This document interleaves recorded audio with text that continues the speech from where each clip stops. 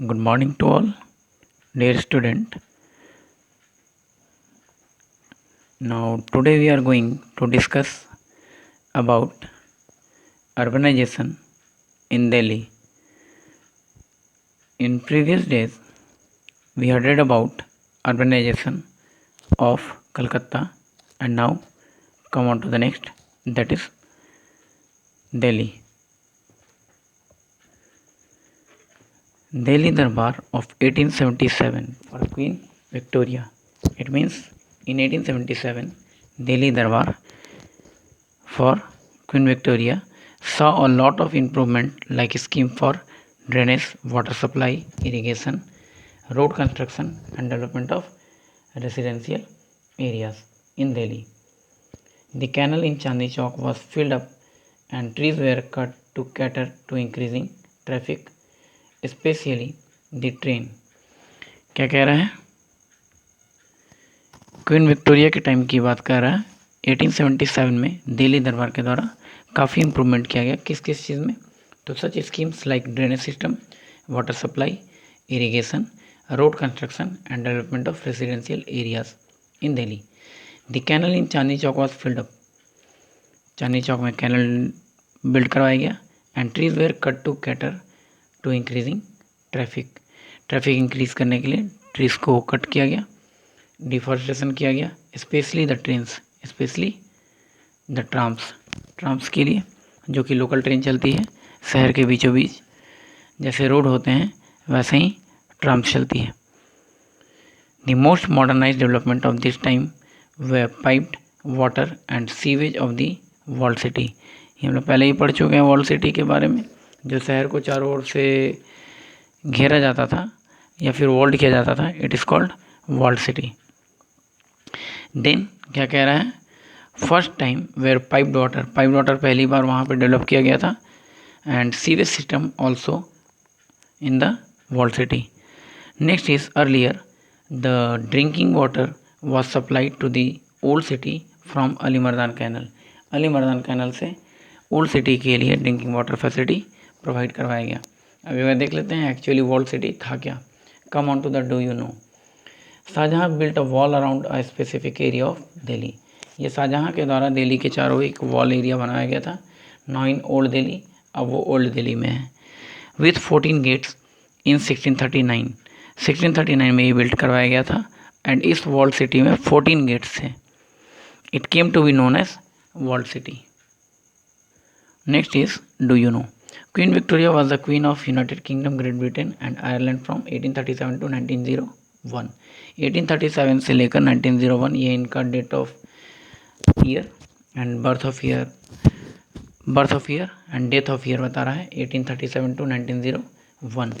तब तक ये रूल की थी यूनाइटेड किंगडम पे एंड उसके साथ साथ आयरलैंड पे। नेक्स्ट इज, अभी वो ब्रिटेन है, उस समय यूनाइटेड किंगडम इसलिए कहते थे क्योंकि वो यूनाइट था, बहुत सारे कंट्रीज थे जो उसमें मिले हुए थे, जैसे वेल्स, स्कॉटलैंड, आयरलैंड, ये सारे country. Her reign was the second longest reign of any other British monarchy in history after Queen Elizabeth II. Queen Elizabeth II के बाद second longest period of monarchial rule Queen Victoria का था। From 1 May 1876 she adopted the additional title of empress of India. उनको empress of India का title मिला, adopt किया गया उनके द्वारा। This title was proclaimed at Delhi Durbar in 1877 और इस चीज़ को डिक्लेयर किया गया 1877 के दिल्ली दरबार में।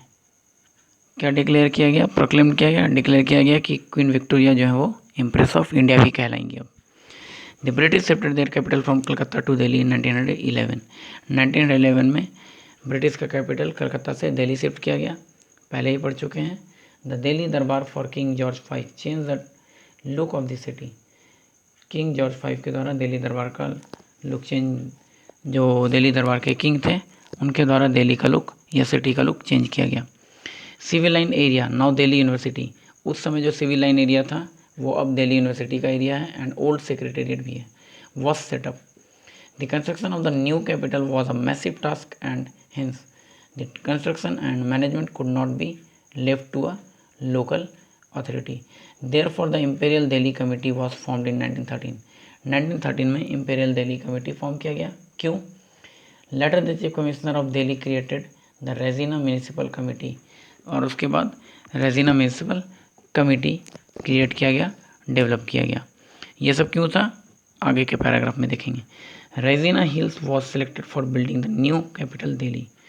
न्यू दिल्ली के एरिया को या ब्यूटिफाइड करने के लिए या फिर उसको डेवलप करने के लिए रेजिना हिल्स या फिर कह सकते हैं रेजिना म्यूनिसिपल कमेटी को सेटअप किया गया था, या फिर इंपीरियल दिल्ली कमेटी सेटअप किया गया था। It became the residence of the viceroy and the new administrative centre. कहता है वो क्या बना, तो वायसराय रेसिडेंस सेंटर बना। वायसराय रेसिडेंट कहने का मतलब है कि जो उस समय वायसराय थे वो अभी क्या पोस्ट जो है वो प्रेसिडेंट का है, तो कह सकते हैं कि आगे चलकर वो प्रेसिडेंट हाउस बना होगा। Come on to the next. The English town planners specially Edwin Lutyens prepared the architectural design for the palace of the viceroy. Viceroy के पैलेस को डिज़ाइन करने का काम एडविन लुटियंस को मिला था, जिनको इंग्लिश टाउन प्लानर भी कहा जाता है। Called the viceroy house, now Rashtrapati Bhavan और प्रेसिडेंट हाउस। ऑब्वियस सा बात है, वायसराय का पोजीशन अब प्रेसिडेंट हो गया है, तो वायसराय हाउस क्या होगा, प्रेसिडेंट हाउस होगा। And president house means Rashtrapati Bhavan. Circular pillar palace, parliament house. जो सर्कुलर पिलर पैलेस था वो पार्लियामेंट हाउस है।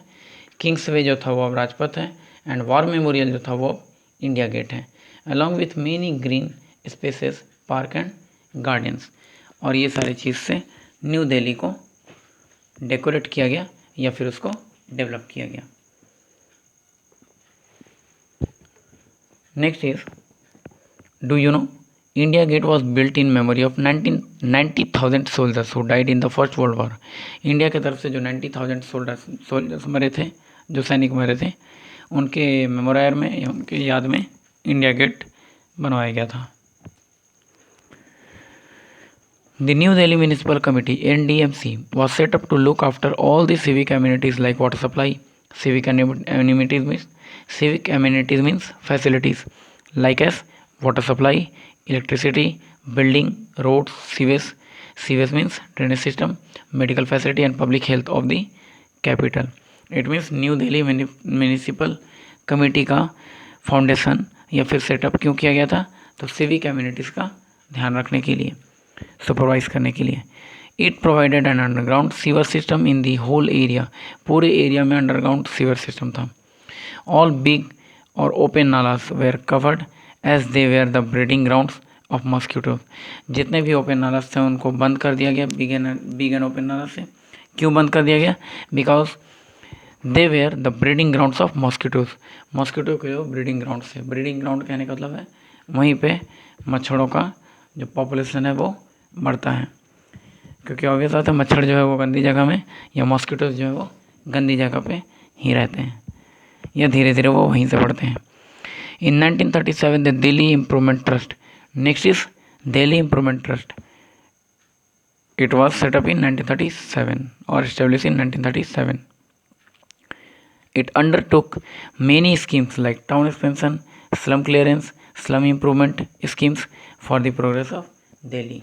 एंड दिल्ली के प्रोग्रेस के लिए दिल्ली इम्प्रूवमेंट ट्रस्ट का सेटअप किया गया था, जिसके अंदर कौन कौन से स्कीम थे, तो like town expansion, slum clearance. Slum clearance कहने का मतलब जो झुग्गी झोपड़ी वाला एरिया होता है, जहाँ पे लोग जो घुमक्कड़ लोग होते हैं, पेस्टोरलिस्ट लोग होते हैं, जिनका खुद का ज़मीन नहीं होता है, they were also called nomad because they did not have their own land. ऐसे एरिया को साफ करवाया गया। एंड स्लम इम्प्रूवमेंट स्कीम, और जो स्लम एरिया था उसको इम्प्रूव करवाया गया। इस तरह के स्कीम को चलाने के लिए या फिर दिल्ली टाउन को डेवलप करने के लिए दिल्ली इम्प्रूवमेंट ट्रस्ट 1937 में इस्टेब्लिश किया गया। Next is, after independence the government of India setup Delhi development authority. Independence के बाद इंडियन गवर्नमेंट के द्वारा दिल्ली डेवलपमेंट अथॉरिटी सेटअप किया गया in 1955, which was empowered to prepare a master plan.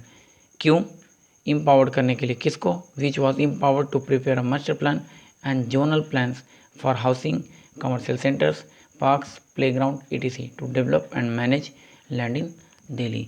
Delhi में जो भी लैंड था जो ऑक्यूपाई किया हुआ था उसको मैनेज करने के लिए, ताकि वो लोगों को प्रोवाइड हो सके। कमर्शियल सेंटर बनाया गया, हाउसिंग फैसिलिटी प्रोवाइड किए गए, प्लेग्राउंड तैयार करवाया गया, लोगों के लिए पार्क सेटअप किया गया। ये सारा कुछ हुआ दिल्ली डेवलपमेंट अथॉरिटी के सेटअप होने के बाद इन 1955 और after 1955. Master plan for Delhi provides a basic policy to frame for guideline Delhi's development. Master plan तैयार किया गया किस चीज़ के लिए? तो master plan for Delhi provide a basic policy frame for guiding Delhi development, Delhi के डेवलपमेंट के लिए. Do you know the British made civil lines in all major towns and cities as they wanted to keep themselves away from the native residence. खुद को native residence से या फिर common people से, common Indian से दूर रखने के लिए ब्रिटिश के द्वारा सिविल लाइन सेटअप करवाया जाता था ताकि वो अपने आप को इंडियन से दूर रख सकें. इट मीन्स वो एक टाउन एरिया को कवर कर लिया करते थे जहाँ पे वो रहते थे और वहाँ पे किसी भी तरह से इंडियन को इंटर करने का अलाउड नहीं था. नाउ आज के टॉपिक में इतना ही.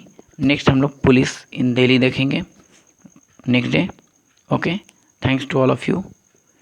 इस वीडियो को देखोगे, समझोगे एंड जो इम्पोर्टेंट पॉइंट लगेगा उसको अंडरलाइन करेंगे. Okay, thanks to all.